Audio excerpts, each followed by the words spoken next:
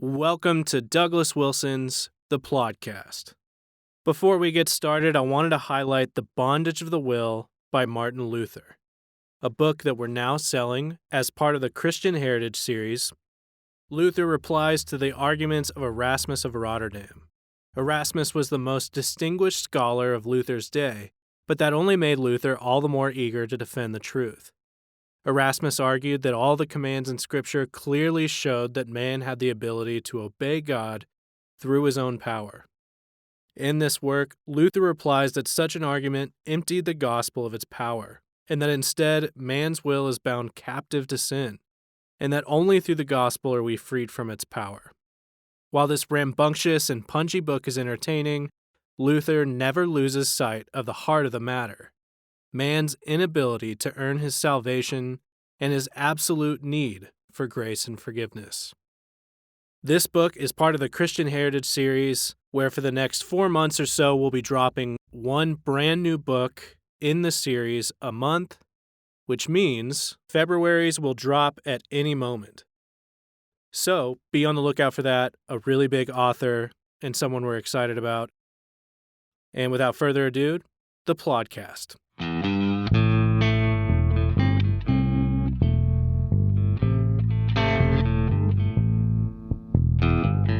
Yes, God. God don't never change.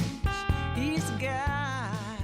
Welcome to the Plodcast. This is episode 131. Hard to believe that I've done this 131 times, but I have. So as I'm recording this, is right in the aftermath of the New Hampshire primary, and so politics is all the thing. And basically, Trump has the Republican nomination sewn up, right? There's no drama over on that side, so people are fighting it out over on the Democratic side. And you've got people who are extreme, and you have people who are pretending to be moderate, and people who are maybe kind of actually moderate. But you have to realize that there's an Overton window on these things, and moderation ain't what it used to be. Let's just put it that way. Take, for an example, all the candidates are hardline pro-abortion advocates, with the only exception that I'm aware of is the representative from Hawaii, Tulsi Gabbard, who's down, in the 1% category, and she allows that there might be some restrictions on abortions later in a pregnancy. So she's pro-abortion. She's pro-choice like the others, but she's not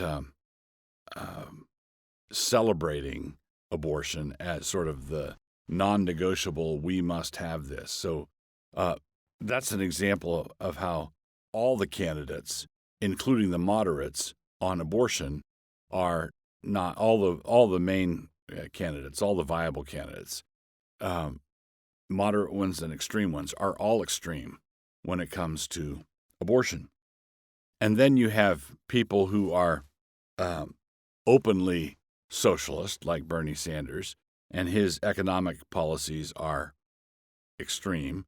And you have others who are as extreme as he is, wanting to capture the support of the hard left, because that's where all the energy is. They want to capture that support, but they don't want to be stuck with actually being committed to doing something crazy. So the Democrats have a real problem here, and that is there are ideas that are extreme, and if Bernie Sanders' policies were adopted, they would turn the United States into Venezuela. Might take a lot longer, but that's where it's headed. And some states, individual states, are already well on the road to that destination. So you have if you have an extreme leftist, you have someone who's extremely committed to ideas that won't work. If someone were to run as an extreme conservative, libertarian when it came to basic free market economics and socially conservative and that sort of thing. And let's say he was a hardline conservative. His extremism has one advantage over the extremism of the left. His extremism has the advantage that it would work. It wouldn't bring about a disaster. So if you cut regulations, as now Trump is no true blue conservative, but Trump has cut regulations and done a number of things that have caused the economy to do what it's doing. Now, what the PR guys in political campaigns advise people to do is, in the Republican Party, they want you to run to the right and then govern to the middle. In the Democratic Party, they want you to run to the left and then govern to the middle. Now, the problem is, it appears to me that the hard left base in the Democratic Party will not allow that second part. They will not allow that governing to the middle. And someone like Bernie Sanders wouldn't want to govern to the middle. He actually, and that's one of his big advantages in this, actually, is that he actually appears to believe this stuff. And he's kind of an elderly gentleman to be believing that kind of thing, but he does. A large part of his attractiveness to young voters is they see him as an idealist who actually thinks that, as opposed to people, Elizabeth Warren, who is collapsing, was competing with Sanders for the vote on the left, was competing with him, but she didn't appear to have any of the sincerity, and that whole thing is falling apart. Joe Biden was sort of a mainstream Democrat who was being driven to the left, being driven to say things that he didn't really believe, but it looks like that's all a moot question, because he appears to be collapsing as well. So we are going to have, I think, an election of very substantial differences. Trump isn't a conservative extremist, but he's a populist. He's a populist extremist, and he sounds more extreme than he actually is. So there should be a real clash, because there's going to be a very stiff resistance on the left if an extremist gets that nomination. There's going to be extreme resistance to moving to the middle, and there will be extreme resistance on the right against moving to the middle. So you kids might want to buckle up back there.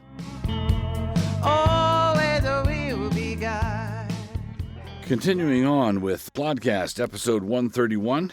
This is our hamartiology section, and the word here is astorgos. And this means without natural affection.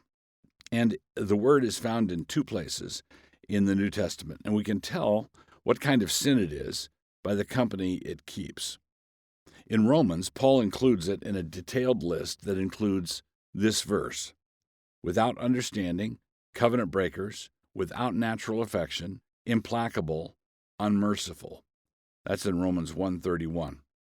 And he does something very similar in 2 Timothy. Without natural affection, truce breakers, false accusers, incontinent, fierce, despisers of those that are good. That's 2 Timothy 3:3. Now, without natural affection, that's very interesting. Those familiar with the works of C.S. Lewis likely know his book, The Four Loves, which treats agape, phileo, eros, and storge. Those are four distinct kinds of love. Storge is natural affection. Storge is natural affection and includes the comfortable, the usual, the customary. You can have that kind of love for someone you don't really even like. Right? They're just part of the framework of your mind.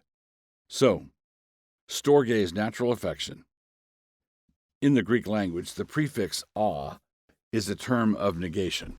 So theist is someone who believes in God. An atheist is someone who doesn't believe in God. So the term is a term of negation. Now, that means someone without this kind of natural affinity, in this instance, it means someone without this kind of natural affinity for what surrounds him. So, astorgos. So, storgos is the natural affection part, and the is the without natural affection. When someone who doesn't have an affection for his hometown, something is wrong with him. He's without natural affection. If he doesn't have a favorite pair of jeans or slippers or chair in the study, something is still wrong. This extends to people, and it extends to household pets. We consequently have a responsibility to be loyal to our customary surroundings, and that loyalty should be born of gratitude.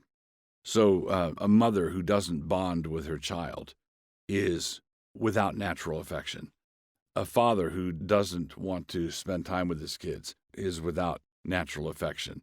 Someone who is aloof and above it all and not connected to anything is without natural affection. And notice that this is, it's a bad sin.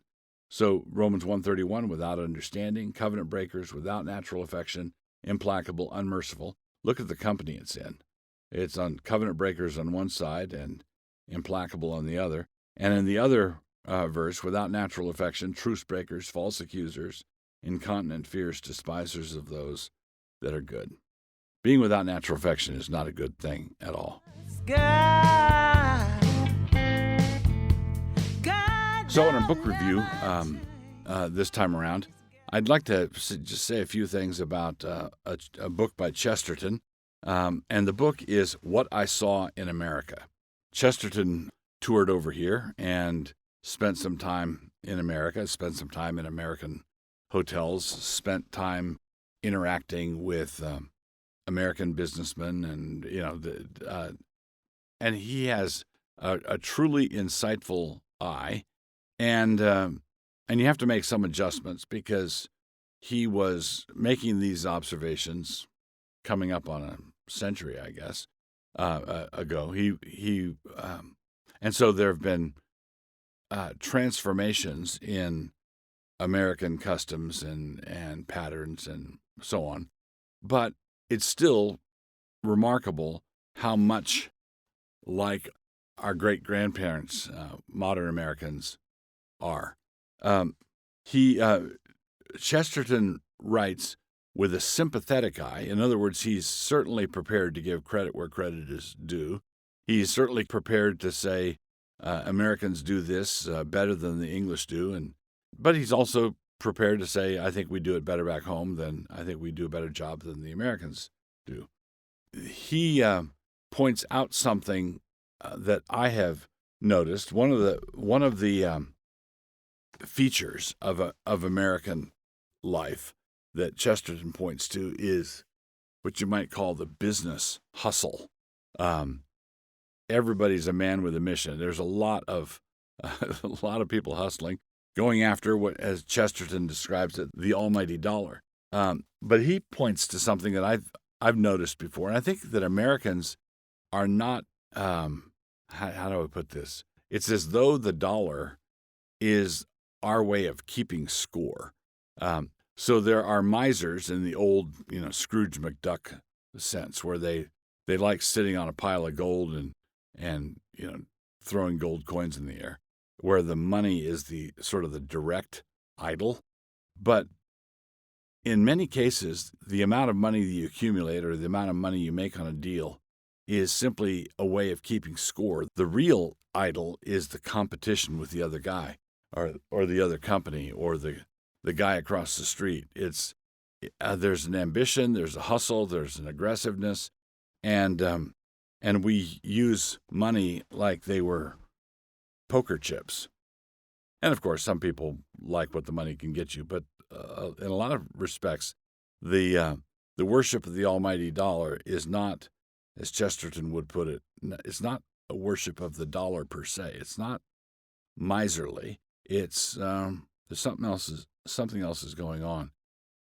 Chesterton makes some fun observations about the nature of American hotels and how they are all how they're all laid out, and same layout on the 3rd floor as on the 10th floor, and of course he's talking about hotels which in his day would have been new, and in our day they're the vintage hotels that we go back to, but we're still doing the same thing where the 2nd floor and the 5th floor are identical. Well, except for the ice machine. The ice machine is only on every other floor.